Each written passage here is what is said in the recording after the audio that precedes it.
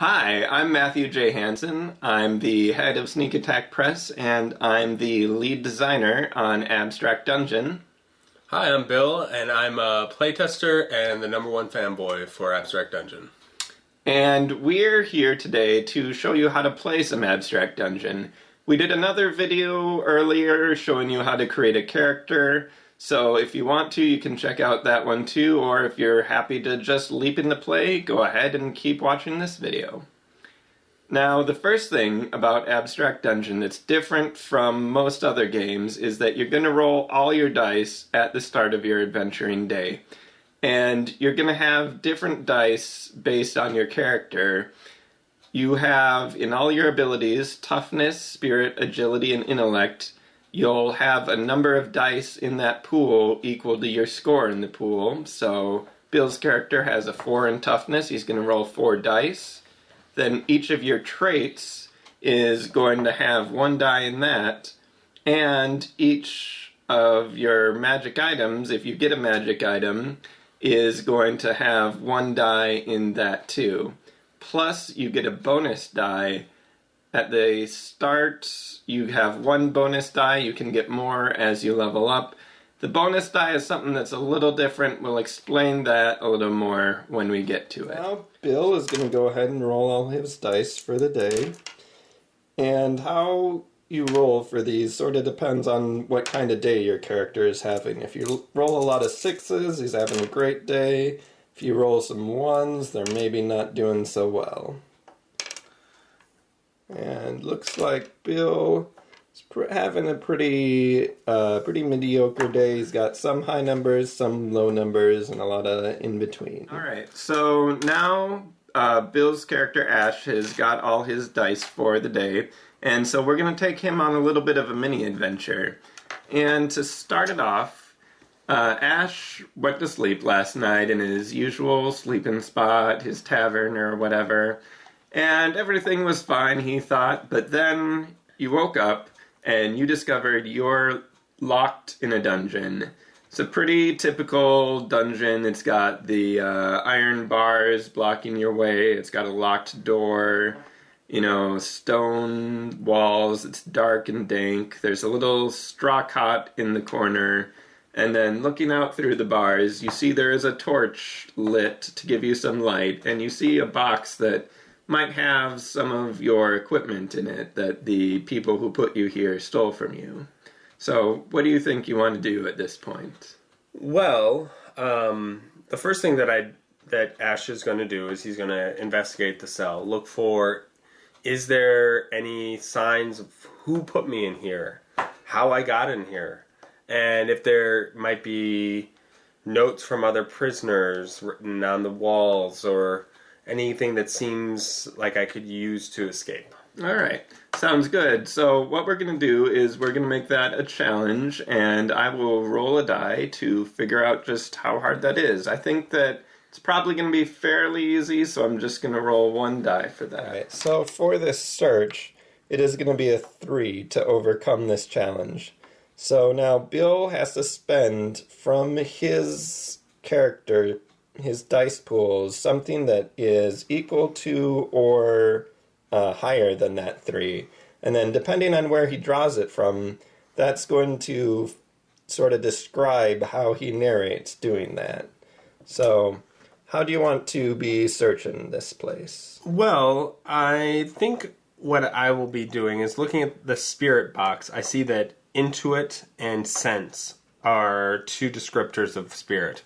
And so I think that'll describe how he's searching for it. He's going to use kind of his intuition.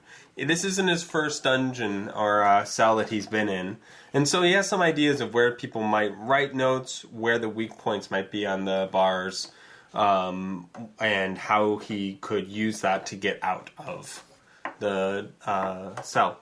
All right, great. So then, of course, I see this 3 that Bill put out matches the 3 that I got for the challenge. That means that he's going to overcome the challenge, and then I'm going to narrate how that works. Alright, so Ash is looking through this dungeon, and yeah, he actually does find underneath the straw mattress, there is somebody's scratchings in the stone of the floor of the dungeon, and it says the third bar on the left there. Okay. Well, I'm going to assume that means that the third bar on the left might be weaker, or I might be able to remove it and then sneak through the bar. So I'm going to go test that bar and see if I can get out. Yeah, you do find actually that the foundation where that third bar is pretty weak, and you can sort of push it to one side, and it's pretty tight, but it's just enough room that you can squeeze through that. Great. All right. So you are now out of the cell part of the dungeon. There is is stuff there that might be your stuff, a box. There's a torch, and then there's a passage leading further on into the dungeon. Now, does the passageway look like there's light down it, or am I going to need to take the torch? You don't see any light, so, if you want to walk blindly through the passage, that's fine. I can come up with some fun shenanigans for that. No, he'll take the torch and open up the chest carefully, just making sure there isn't a trap on the chest, and see if that's anything in there that he can use. Mm-hmm. There is no trap, so you open it successfully. If there was a trap, I might roll some dice again to make a challenge, but in this case, there isn't. If something's easy and there's not going to be bad consequences or really great consequences, you don't make people spend any dice for it. So you open it just fine, and it does have your stuff in it. It's got your dagger and your club and any other personal belongings that you might have had on you when you went to sleep. And you've got the torch now. And now what do you want to do? Well, I'll walk down carefully, seeing if I can hear anything. Hopefully I'll hear it before I stumble upon it. Mm-hmm. Clearly there's something here that's out to get me. Yeah. You actually do hear something coming up from ahead of you. Sounds like something talking in a strange language. What kind of languages do you think Ash might understand? Being a member of the or having lived in the underground, so to speak, meeting unsavory characters, he's going to have heard a lot of languages. He'll understand basic language to allow commerce to occur. He's sold things to unsavory characters and so forth, or bought things from them. But and so he might have some idea of what the language might be, but would not really understand what they were saying. Okay, yeah, I'll buy that. So from sort of the speech patterns and the sounds, the consonants and vowel sounds and intonations, you feel like they're speaking in Goblin, but you're not quite sure what they're saying. Goblins. Mm-hmm. It had to be goblins. Or, it could be like elves who just like to speak Goblin. You don't know. He's pretty pessimistic. He's pretty sure it's goblins. All right. So what I guess he'll do is, do they have a light? They do not seem to have a light. All right. So he's going to need to have the light. He looks around to see if there's some place that he can stash the light in the wall. Yeah. There's some wall stashes. He tries to slink back kind of at the edge of the shadows to watch when they approach. Okay. I'm going to go ahead and roll for these goblins now because they are a challenge coming up, and then we'll proceed from there. I'm going to roll 3 dice to represent these 3 goblins.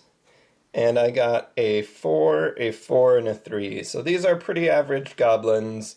2 of them are a little bit tougher than the third one, but they're not either super strong, which would be like a 6 goblin, or a really weak goblin, which would be like a 1 goblin.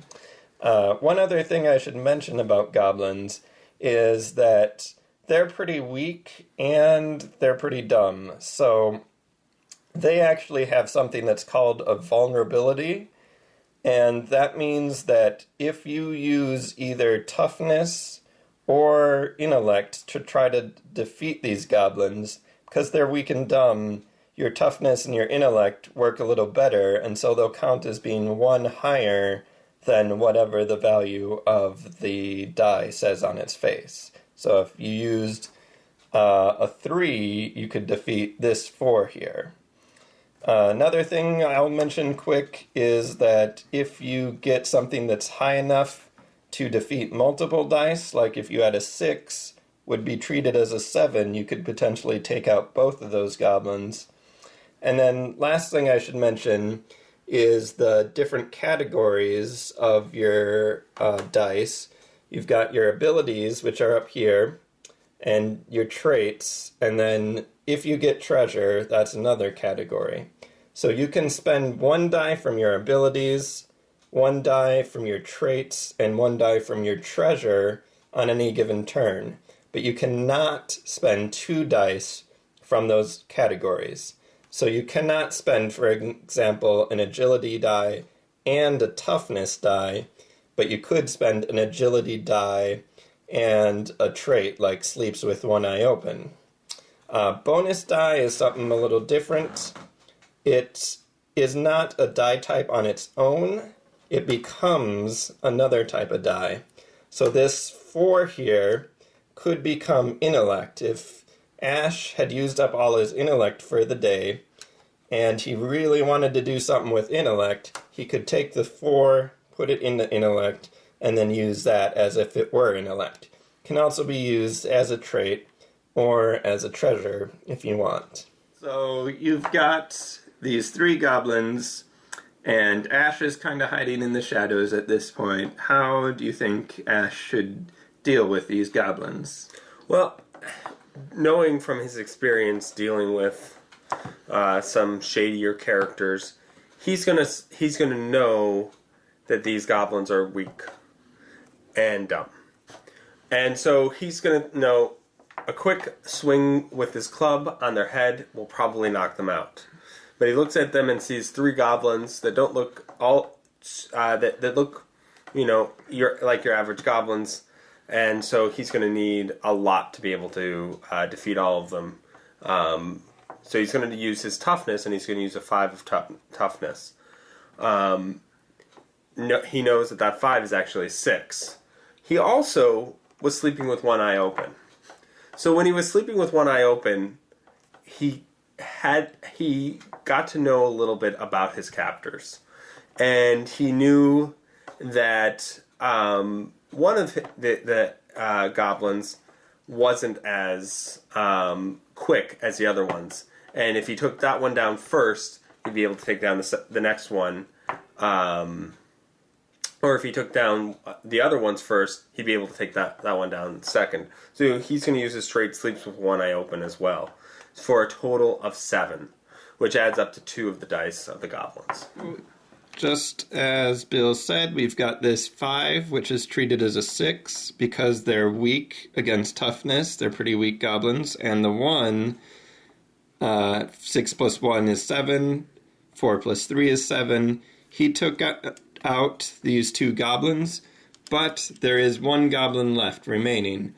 And Bill has gone with all of the categories, his abilities, and his traits. He doesn't have a magic item.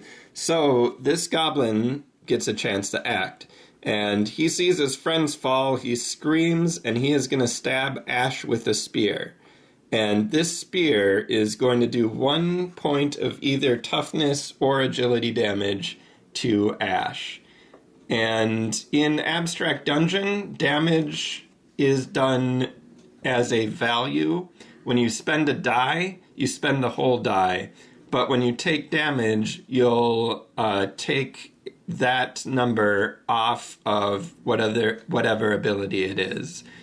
And some creatures will do an either-or thing, like this goblin is doing it to either toughness or agility. That means that the player can choose, does he want to take off 1 point of toughness or 1 point of agility? And it could be that he removes some of his dice that show a 1 there, or one of his dice that shows a 1, or he could reduce a die by making that 5 into a 4 if he wanted to. So Bill, what would you like to do taking this 1 point of damage? Well, it's always good to keep your dice, I feel, because it gives you more actions, more chances to do things. So instead, I'm going to reduce one of the dice. And I'm going to reduce this 3 to 2. And then that means that I no longer have the 3, I now have a 2, but at least I still have my 6 and my 5 in case I come up against something that's really tough. So that goblin got its chance to act. It nicked you in the thigh, we'll say, with its pointed spear. And it hurt you a little bit, but not enough. And now it's your turn to act again. Well, as it stabbed me with the spear, I grabbed the spear from it, pulled it close, and then knocked it out with my elbow. I'm going to say that it's kind of a parry move with my agility, and so I'm going to use a 4 die for my agility. All right, great. This goblin goes down 2, and now you've got 3 goblins down on the floor. Did you knock them all out? I did. Okay, so they're unconscious goblins. And what would you like to do? The passage continues on, or there's some goblins?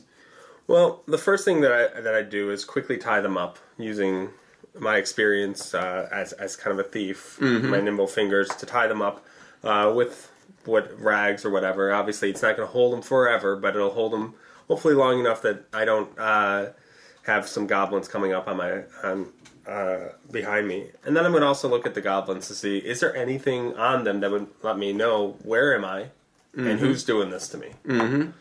Well, you can look at them, and you see they've got little coin pouches, and if you look inside, they've got some copper pieces, and it does seem to be minted from the kingdom that you were in before, so you haven't gone far.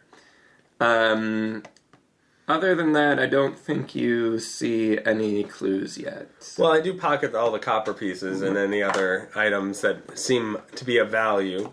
And then I grab my torch and I continue on down farther. All right. You eventually come to a stairway leading up. And would you like to go up the stairway?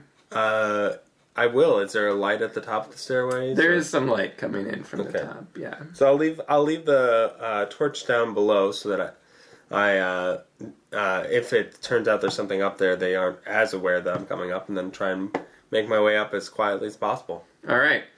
You get up there pretty quietly, and you actually realize that you're kind of in a nice manor house. You arrive in the sort of servants area, we'll say. The kitchen is pretty nearby. You can smell some bread baking, maybe. You haven't seen any other people yet, though. Okay.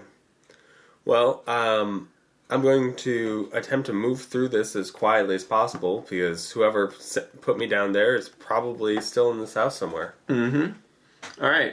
You can go pretty quietly. Are you trying to... where are you trying to go at this point? I'm trying to get out of the house. Okay. Yeah, you can see a servant's exit pretty nearby that you can just slip out without anybody noticing you. Okay. Now, before I slip out, did I see anything that gave, like, any symbols, anything that would make me know whose house it was? Yes. Actually, you see a portrait hanging on the wall. And it is a portrait of Count Branswald. And Ash has a history with Count Branswald. And he does. Yes. Yeah. He actually did something recently that made Count Branswald very angry. What did he do that made Count Branswald so angry at Ash? You know what? Ash isn't entirely sure. He's done a lot of things to a lot of people. And there's a good chance that he has been involved with the fencing of some stolen goods that Count Branswald might have either also been involved in, illegally or legally. Yes, that sounds good.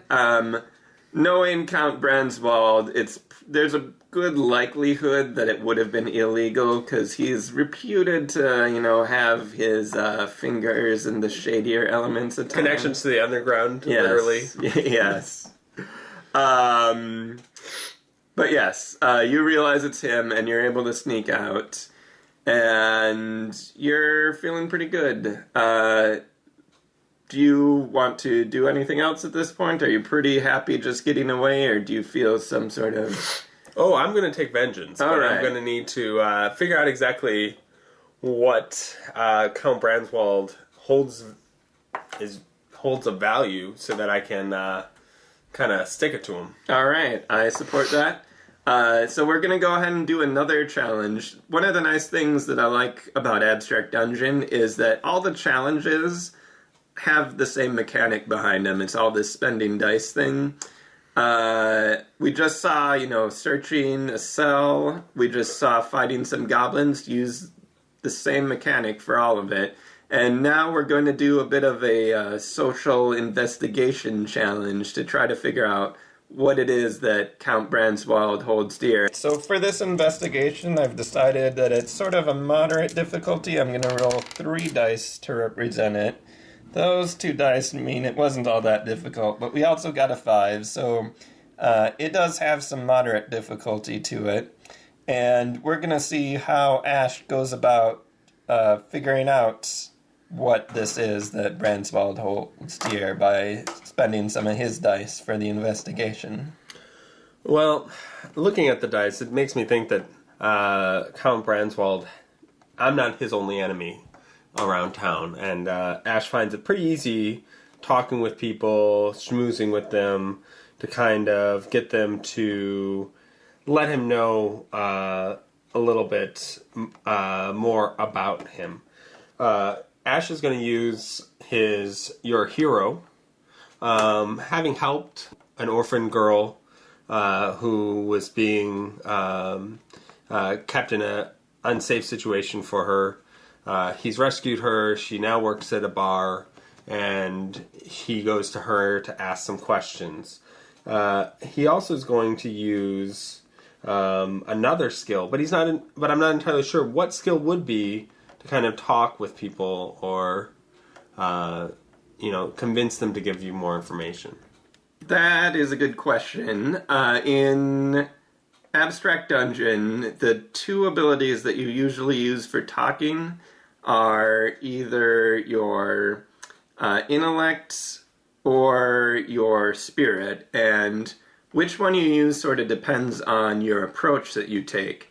If you're using a more logical, a more reasoned approach, you're going to want to use intellect, having a debate or trying to convince somebody that what you want is in their best interest. If you're more appealing to emotions, being very passionate, that would be more of a spirit use of your die. So how do you think Ash would like to have this conversation? Well, Ash is going to talk to his friend and say, do you know anybody who used to be in the employ of Count Branswald that might have a grudge against him, that would be able to help me get back at him? Yeah, she actually does know somebody. She knows the former butler, whose name was Macintosh, and this butler apparently got fired very suddenly under mysterious circumstances, and since then he has fallen on some pretty hard times, and nobody's really quite sure what has been going on with him.